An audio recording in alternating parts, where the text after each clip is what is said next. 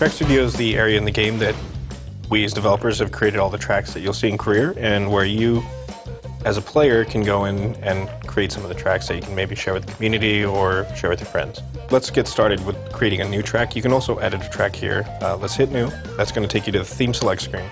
Here we're going to jump into the Far East. You're given the option to draw the track or drive the track. The first one we'll explore is draw track, so just go ahead and tap it with your finger there.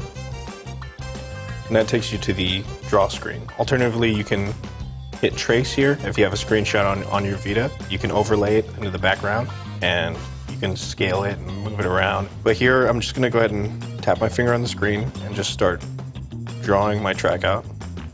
So I'm making a little track with a nice little loop-de-loop. So there, I've completed the track. You can just hit continue, and it's gonna prompt me to auto-populate. What auto-populate does is it creates all the on-track elements like boost pads, weapon pods. It'll all put it down on the track first. So I'm gonna go ahead and hit yes for this, which is gonna take me through my track and fly down it and start auto-populating props on it. Let's talk about the test track mode, and it's the first item in the menu. You hit test track and you get test drive, test race, race settings, and preview mode. A couple things about test drive. You don't get reset on test drive, so if you start to drive outside of your track, that's fine.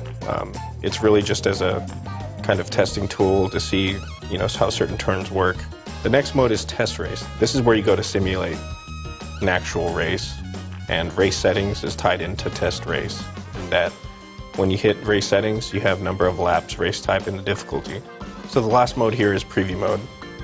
Preview mode is important because not only does it give you a view of your whole track here, and you can just move the camera around with the right and left sticks, but it also sets the thumbnail that you're going to use for your save file. So when you're sharing it, this is where you go to take a picture, and then the thumbnail that shows up is what everyone will see.